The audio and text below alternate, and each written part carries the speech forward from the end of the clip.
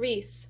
Alright, so maybe, just maybe, placing the weird-looking stone statuette on the weird-looking stone altar was a bit too obvious, a bit too easy. How do I still not know which civilization this statue came from?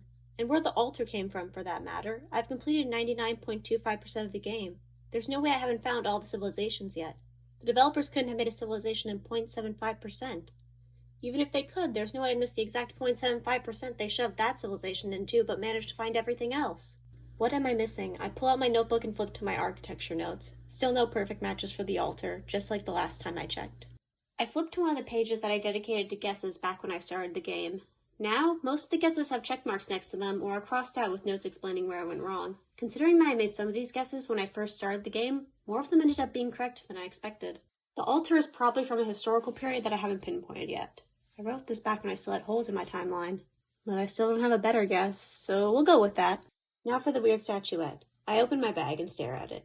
It's mocking me, sitting there between all my favorite and reusable items, not even having the decency to be a key item. I tap it and pull up its description. A stone statuette. Some say it depicts an ancient dance. Some say it depicts an ancient method of human sacrifice.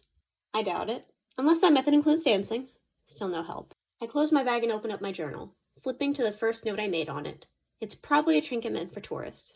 That's an old guess. Like a really old guess. How long have I had this? It may be an old guess, but it's still a pretty good guess. I don't think I've gone to every shop every time during every day of the year. And that's gonna be a lot. I guess I have to figure out which days I haven't gone to which shops. I probably should have started keeping track of that sooner. I'll come back to the statuette later. I'll stick with the altar for now. I still have some ideas to try. The mysterious fruit? Nope. Can't even put it down. Apparently, I don't want to leave my snack behind, even though I have no idea if it's edible. Maybe the letter written in the weird language? I should have figured out what language this is by now. Wait, it's called the letter written in a weird alphabet. Huh, I was close. Neat. Anyways, a letter seems like a good offering.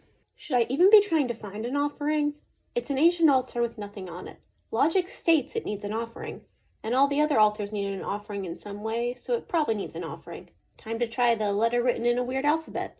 Red text flashes in the corner of my vision. Or time to be forcefully logged out because they found another alien. I have 10 seconds. Should I even try the letter? Nah, if it does work, I won't have time to see what happens. I pull off my headset and head out to meet the... What number are they on again? Yeah, nope, don't remember. Wonder how powerful the microscope will need to be for this one. Reese. I step out into the main hallway and head toward the lab. The halls are decorated with posters depicting all the discoveries made on Outlier, the first deep space base. My hometown. Mom says it looks like a university, but I wouldn't know. To my right, there's the poster of an alien that bears a strong resemblance to a stock photo of bacteria. To my left, a poster of an alien. Okay, Reese, stop being a jerk. This is a really amazing moment for humanity. You should feel honored to be here, even if the bacteria aliens lost their charm a while ago. No, stop it, Reese. Remember back when you were 5. Remember the first time you saw an alien. It was the first time that humanity had ever encountered an alien. Remember how excited you were. The base didn't feel like a cage. Snap out of it. Just smile, Reese. It's another alien. Another alien. Reese. I'm the last person to arrive at the lab. Everyone's here now. All 19 of us. Some of the finest scientists, engineers, and pilots that humanity has ever known.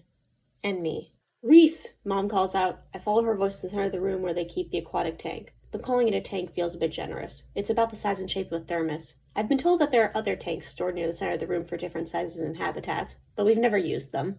Until now. In the middle of the room where the cylinder normally is, there's a tank that must be at least 2 meters tall with an alien that's gotta be at least 20 centimeters long. An alien I can see without a microscope. I logged off, right?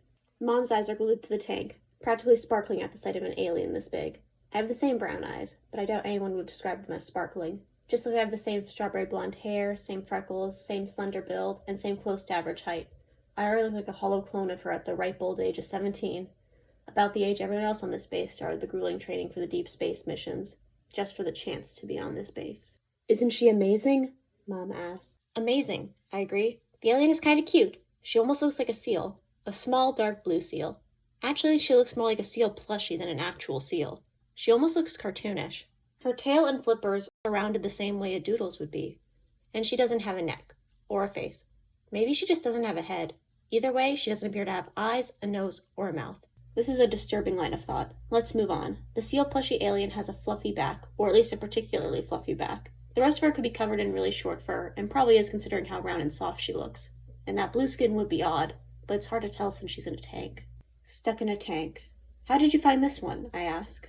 She was on one of the meteors we explored. She was the only one of her kind there, Mom answers. She starts rambling after that, about some of the smaller organisms they found with her, microscopic ones and plant-like, fungi-like ones, but I can't stop thinking about she was the only one of her kind there. That seems strange, but it wouldn't be the first time something seems strange to me. Everyone is going through the standard procedures, so I guess it's not too out of the ordinary. There's nothing for me to do, so I sit down and watch the alien swim around, stuck in her tank. Clone. My thoughts finally settle into the sacrifice's primary language. My name is translated to Clone for the time being, and the newly translated Screon will stop nagging me for a bit. Whose fault is it that she's always nagging? My blubbered inquiry is re-entering my mind now that my thoughts have settled, an entrance that would have been far more pleasant if she didn't attempt to defend Screon's nagging. It's sweet that you enjoy my company, but may I inquire again, whose fault is it that she's always nagging? I never cause any problems. Since you always do the bare minimum after being nagged to. If I was anything but an Aria Rhea, my mentor wouldn't be complaining about me doing the bare minimum. Shame you're not in any other field, though it is cute that you decided to start doing the bare minimum without her nagging you for her birth season. Is it a one-time event? Will this happen every cycle? Or is this the beginning of a change where you become a more involved Aria Rhea? There are crystals to create. Screon would prefer a surplus of sacrifices, or you simply participating in events on Sheeta. I know, but she can't complain when I'm in the process of preparing one. She is incredibly reasonable. Which one do you want to procure? Let's go with the youngest one. She'll be the easiest to convince. Excellent choice. Should I initiate contact? Go ahead. I'll start working on the other preparations. That you have memorized. I've memorized where to find the instructions.